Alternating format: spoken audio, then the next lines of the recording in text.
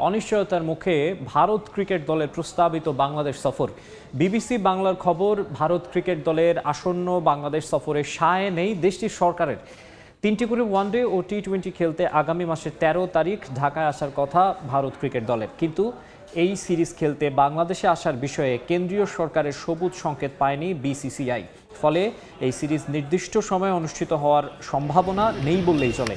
দিল্লির একাধিক শীর্ষস্থানীয় সরকারি সূত্রের বরাতে এমন খবরের সঙ্গে বিবিসি বাংলা আরও জানিয়েছে, রাজনৈতিক কারণে ভারত দলের বাংলাদেশ সফরে সায় দিচ্ছে না কেন্দ্রীয় সরকার।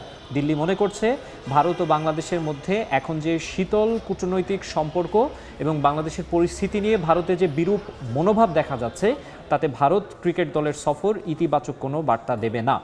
যদিও গেল সোমবার বিসিবি সভাপতি বুলবুল জানান, নির্ধারিত সময়ে এই সফর আয়োজন করতে সব চেষ্টাই করে যাচ্ছে ক্রিকেট বোর্ড। তবে এফটিপির সিরিজ হওয়ায় পরবর্তীতে এই সিরিজ আয়োজনের সুযোগ রয়েছে।